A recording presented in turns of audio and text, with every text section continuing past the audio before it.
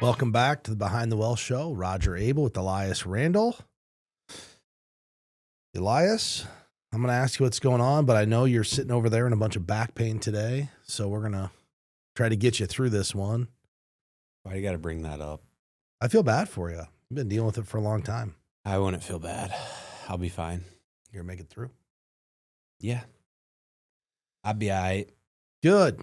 Well, we're going to talk a little bit today about the retirement reality, what expectations of workers are, and how they kind of differ from what really happens, but then also a little bit about how to shift your mindset from a saver mindset to, a spending mindset in retirement, which, as you would agree, I think is one of the most challenging things people will go through if they've got to a place of financial independence and done a good job saving.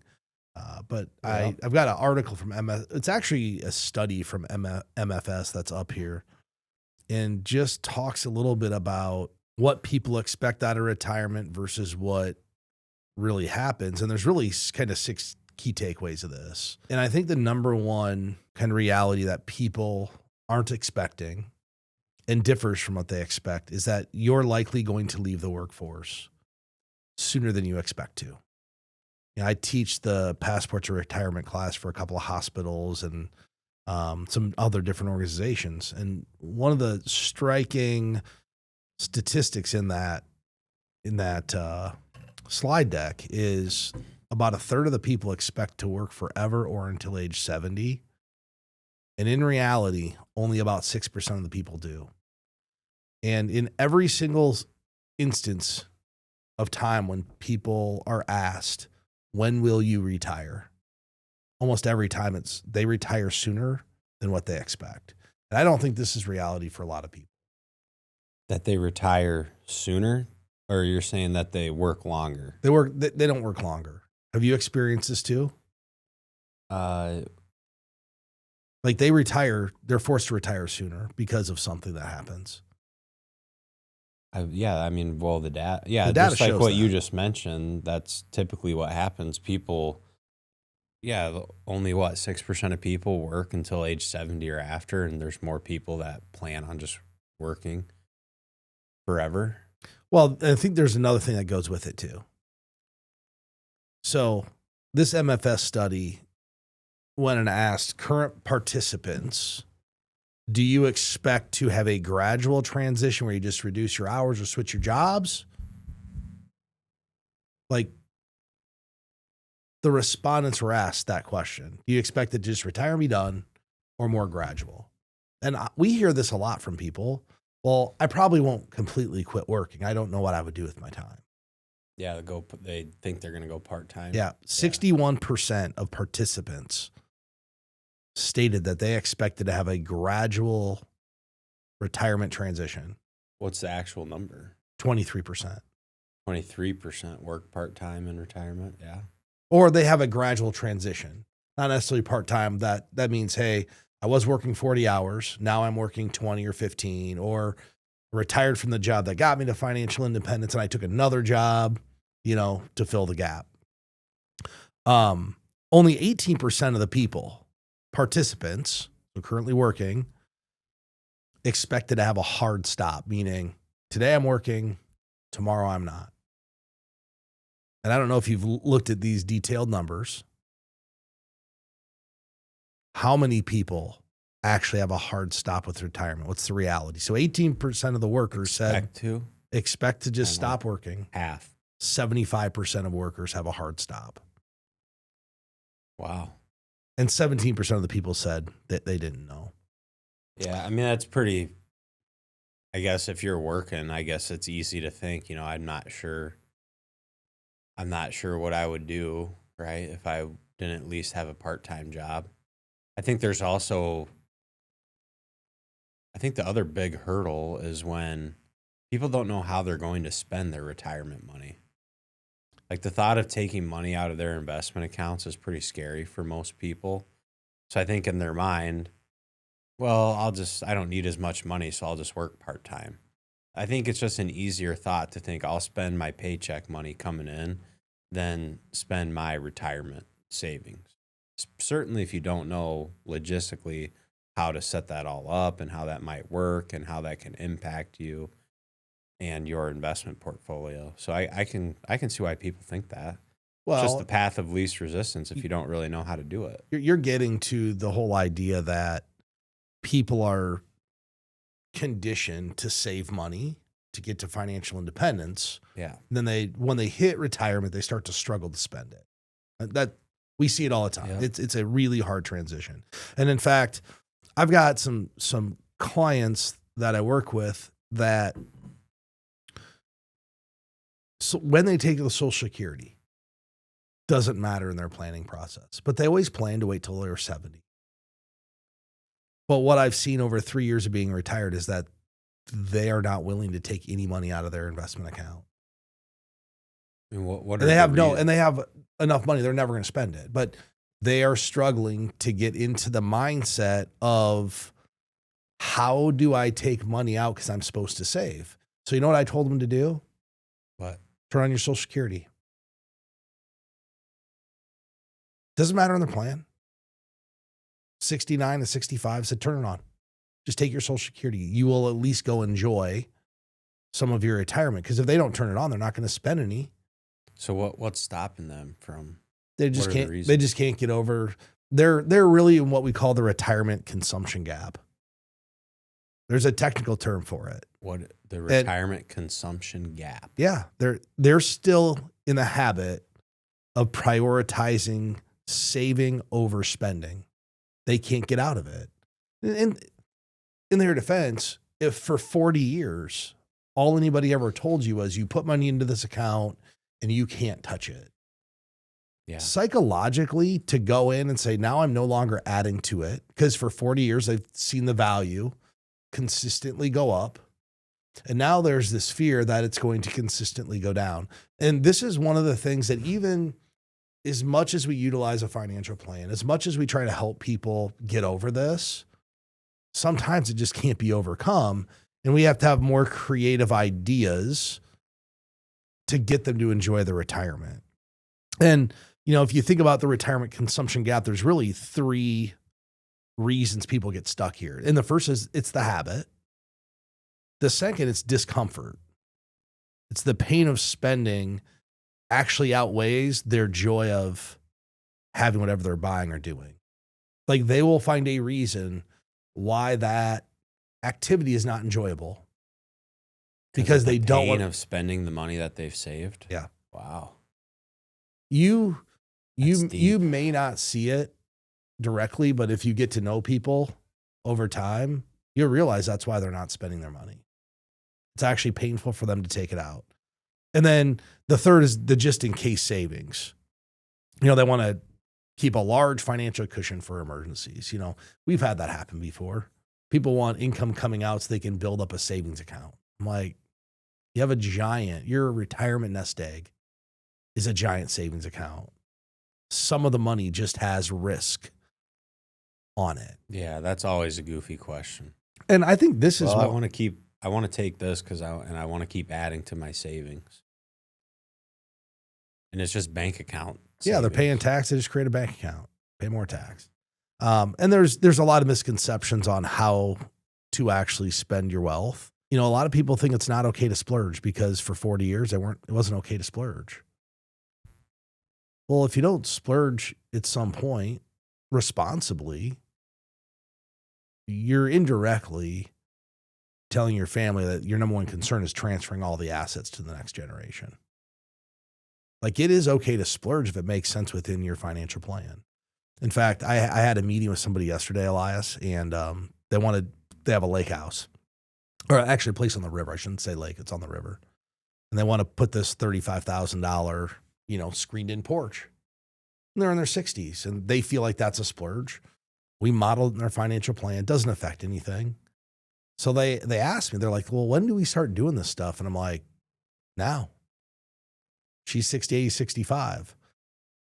I go, you should do it now. And just ask yourself this, and this is your upside down question. I said, when you're 80, will you do this? And their answer was, no. So that's answering when you should do it now. Yeah, do it And I said, today. I told him, I said, you know what the beauty is if you do it today? When you're 80 and you're slowing down and you don't have the desire to do a lot or spend a lot, you're going to have the screen porch. You take your coffee out there and you're still going to be enjoying it 15 years from today. Yeah, It you kind of can put a enjoy smile a on. screen and porch for Yeah. a long time.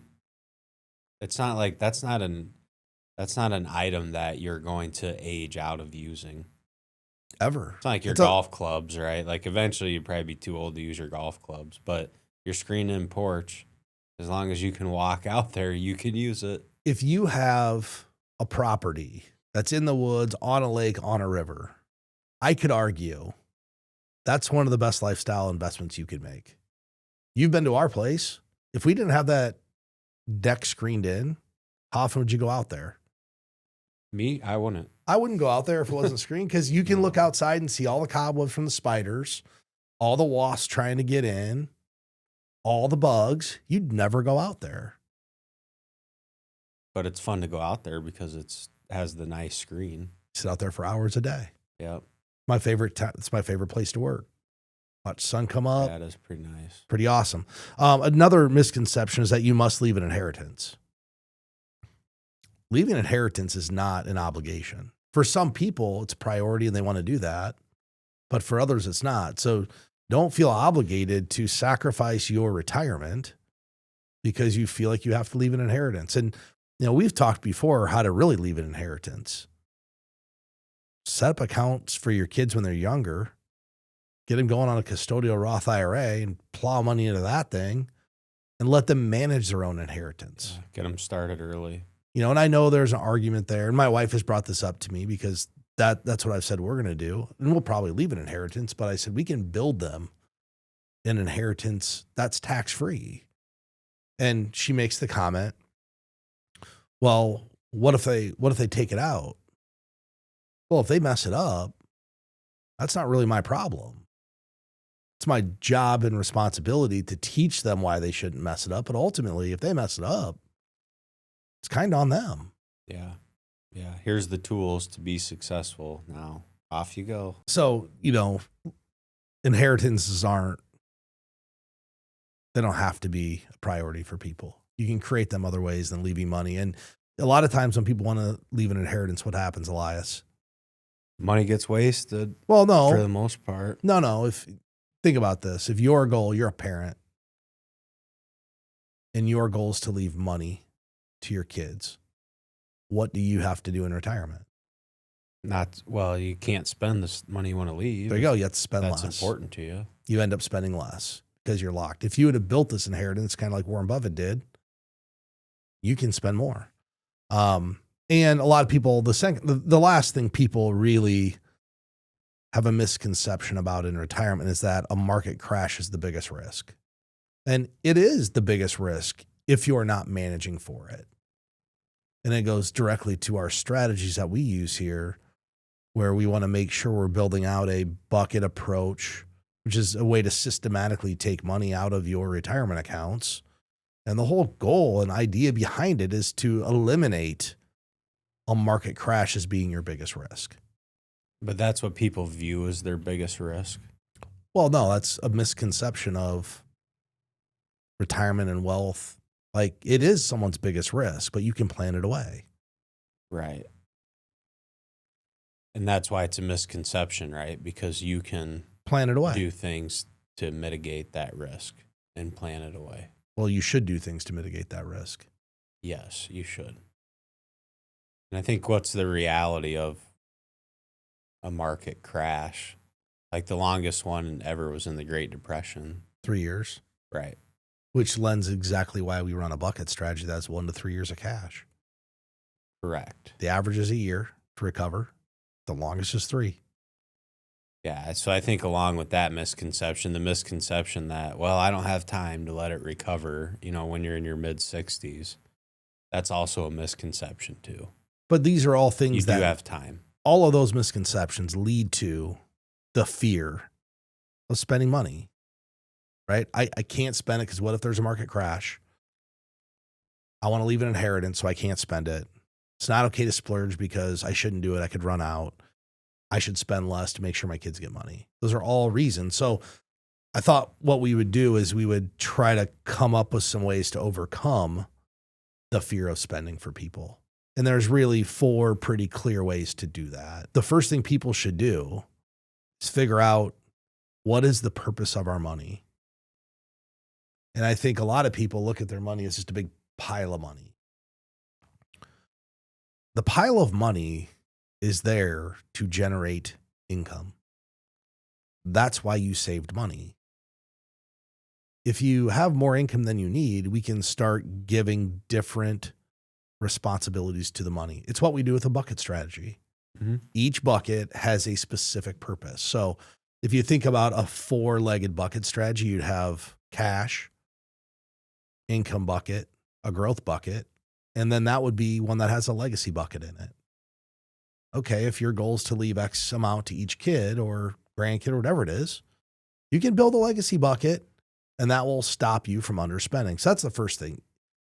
To get over this fear of, hey, I've saved forever, I don't want to take anything out, you got to figure out how to give the money purpose. Yeah, and when you do that, it'd be interesting to know. I wonder how many retired people that are not working or financially independent people out there are like not living the lifestyle they could live just because of the fear of all of the things we've been talking about.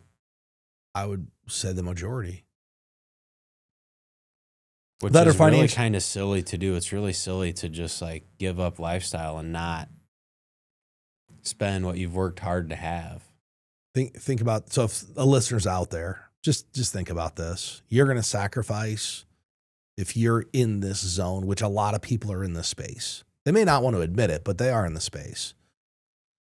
You're going to sacrifice your enjoyment in retirement so your kids or grandkids can spend the money in 18 months. Because that's how long the average inheritance lasts. Man, that's think painful. About that. That's really painful. It's like a lifetime of work and good decisions and being prudent. Just 18 months later, gone. Yeah, and it's not all. I mean, let's think about the average inheritance. Let's say you have 4 kids and you leave $250,000 to each one of them. Here's the reality: what happens? Most families have 4 kids. You have one that's really good with money, so they probably won't do anything with it. They'll keep it. You might have one that they make a lot of money, so they're okay. But you have 1 or 2 that don't have good jobs, probably have debt, or just have a spending problem. And those are going to be gone the instant that they get it. And how do we know that? We work with thousands of people. I don't even know how many death claims we process every week in this office, but it's 1 or 2. And we get to see what happens to inheritances and how many times do people say, well, just send me the cash. A lot. And It's not all 4 people. It's typically 1 or 2 out of the 4 if there's 4 beneficiaries. But there's always 1 or 2 that say, hey, send me the cash. Yeah, I found a good upside down question to ask to try and encourage people to at least spend the minimum of what you need to have the lifestyle you want. But a lot of times I'll ask people, let's say from now until age 85, you did everything you want to do. And then at that age, you no longer had any money left. Like you had no investments any longer. You're still going to have your Social Security coming in. Hopefully you don't have any debt. But let's just assume that that's what you do. At that age, are you going to care that you don't have investment accounts anymore? But you did everything you ever wanted to do with your life. Most people won't care because they're not doing anything anyway. And that's what most people say. When most people like kind of vision that scenario, they say, you know what, at that age, I probably wouldn't care. And I don't know that many people who are in their 80s that are spending a whole lot of money. I mean, they're invested and they have money, but what are they doing? What are they spending on? Level set the conversation. That's not the goal that people run out of money. But I think it reframes how they'll think about retirement. We've talked about how assumptions in financial planning software are drastically conservative, in my opinion. Just The fact that they inflate someone's spending 3% a year. I've never had someone in 22 years come in here and be like, I need a 3% raise every year. That doesn't happen. In fact, I had customers in yesterday. We were talking about this. And the only time I can remember multiple families, let's call it more than 10, calling up and saying, hey, I need to increase my monthly distribution was 2022, around that time. And it was hey. And it wasn't an increase. It was like $500 a month, $1,000 a month more. Line with actual inflation. Yeah, it was more like, and it was, hey, my property taxes, my grocery bill, I need more money coming in because I'm broke. But they've never taken any, it could be taking a distribution for 10 years and they've never increased that distribution ever. Yeah. It's not a normal occurrence, but in financial planning, we assume it's a normal occurrence. Well, who increases their spending in their 80s? The spending decreases. And I think what you talked about really lends itself to how we've not redone, but how we've re-engaged with the financial plan to try to more accurately reflect how people likely will spend money versus just saying, hey, I need $10,000 a month for the rest of my life. I had someone the other day. I need $10,000 from the time I retire till I'm 92. I said, what are you spending $10,000 in today's money on at 88 years old? What do you think you're going to do? They never travel. And I said, I don't want to be the bearer of bad news, but I hope you're traveling like that at 88, but you're likely not. That's 30 years, 10,000 a month, 30 years compounded at 3% a year. It's $250,000 a year. I just go, you'd be my only customer that does that. What was their response to that? They'd never thought about it that way. So I sent them home and said, hey, let's have a real thoughtful, which, we have a little sheet that can help them with this, like a worksheet. And I said, let's really think about how much do we really need to live on? And they're like, well, does that include restaurants? I said, probably not. And they said, well, we're still going to eat. I said, okay, let me throw this out there because I've watched this happen. I have a family I work with. They used to eat out 4 times a week with their friends. They're now in their late 70s. Now the wives do coffee on Wednesday morning. Here's what's happened. One of the friends in a nursing home. One friend had a stroke. One of the other friends, the mobility's not so great. There's 1 or 2 that are still in pretty good shape, but the whole friend group in general, it hasn't dissolved, but they can't get them all out to dinner. So I said, what you're spending today at 61 years old at restaurants, you're not going to spend that at restaurants in your 80s likely either. You might. And I said, it might not even be your health. It could be that of your friends. And people just don't think about it. We don't want to think that we're going to slow down. Our health is going to change, but the reality is it's going to. So do they want to spend, are they still going to spend about $10,000 a month now? I think they're going to end up spending more and lowering it later. Oh, they may end up spending more. Yeah. They don't want to leave they don't have any kids. They don't want to leave any legacy. They would have spent it all. I said, well, then you don't need $10,000 a month. You need more now. How'd they react to that? I mean, do they have stuff? Is there stuff that they know that they would do and want to do? They got the extra money? Yeah. But those are the things we got to help people with. And that's why we try to dial that plan in even more than just, hey, how much are you going to spend forever? Well, you're not. So what happens if you know this, if you do a $10,000 a month spend for 30 years versus a $5,000 a month need spend, how much more can you put in the front end? A lot. A whole lot more if you're going to do it for 15 or 16 years versus 30. And I think that when someone says I'm spending 10 or 12,000 a month for the rest of my life, I hope that's true. Unfortunately, the data would show that's not likely true. Yeah, it's not a practical reality, but right.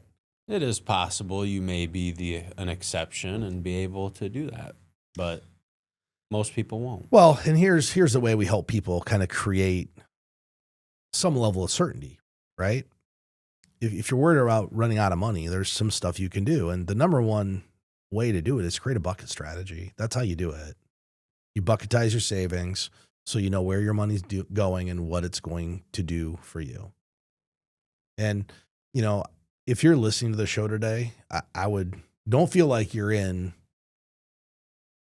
the minority when you have a challenging time transitioning to retirement and spending money. I think it's actually the norm, even though not everybody would express that to us. It is the norm.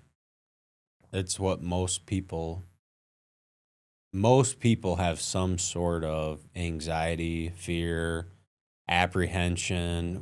There's a lot of different words that could describe it, but there's very few people, the first time they start talking about taking their investment money and starting to spend it, you don't get like oh yes, I've been waiting for this day. I'm just ready to start spending the money. They really need some comfort and coaching on, this is how we're going to do it. This is how it's going to work, and this will work out. But no one's really ready. I don't know that anyone's really ready for that. I'm sure even when you get there and I get there, I'm probably going to be like, man, I worked hard to have these accounts. I don't really want to take any of the money out. Okay. And so, I know how it works. Like, I know all the reality of it. I'm sure it'll impact me the same way. Here's the ironic thing. You ready? Yeah. Because we're an industry that, I mean, arguably we own our own practices, right? We can work forever.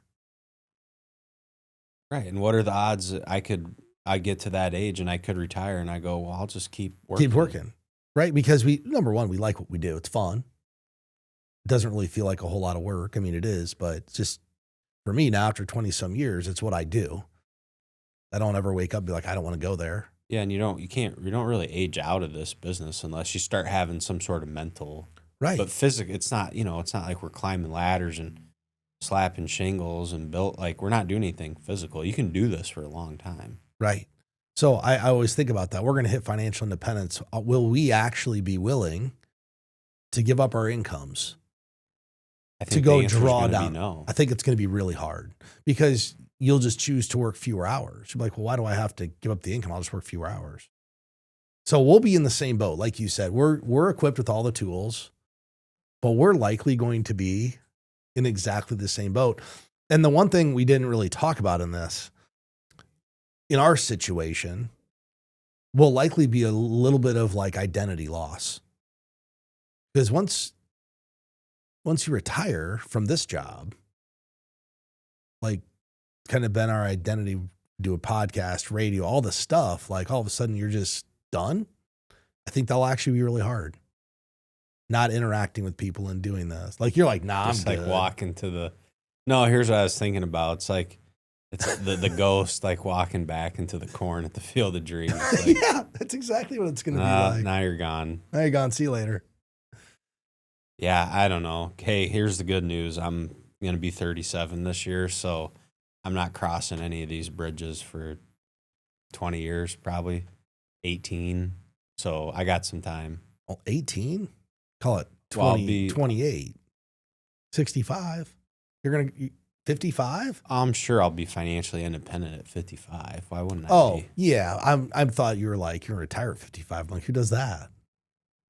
No, I'm sure I'll have the option to do it, but I don't think I will. Maybe you'll be in the minority where you say you're going to retire at 55, but you work till 75. I'll be like Warren Buffett and Charlie Munger. I'll be working when I'm 90. Hey, my wife, she has an uncle who was in this business in Indiana, and he worked like a regular job. Not a regular job. He's like in management at some place for some odd years. And at 45, he came into this business. He worked till he was 78. 78? Yeah. Basically until he mentally and physically couldn't do it. And it wasn't because he had to. He was really successful.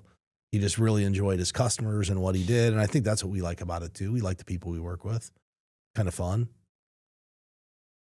It is fun. So with that said, if anybody's looking for help kind of conquering any of these challenges, go to btwellshow.com. You can click the link in the description, click get started. We're happy to reach out, work with you guys to kind of work through some of the challenges that you might be facing. That said, I want to thank everybody for listening. Catch you next time.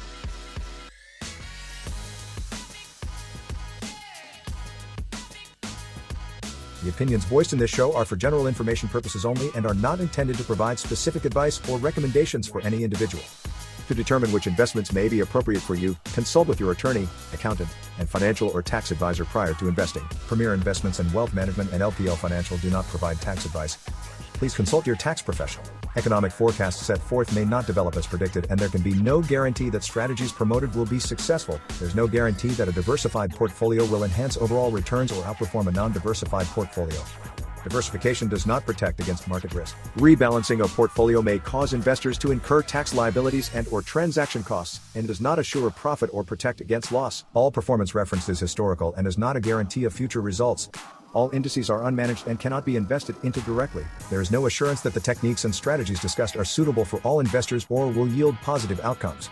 The purchase of certain securities may be required to affect some of the strategies. Investing involves risks, including possible loss of principal. Rebalancing a portfolio may cause investors to incur tax liabilities and/or transaction costs, and does not assure profit or protect against loss. Dollar cost averaging involves continuous investment in securities regardless of fluctuations in price levels. Investors should consider their ability to continue purchasing through periods of low price levels. Such a plan does not assure a profit and does not protect against loss in declining markets.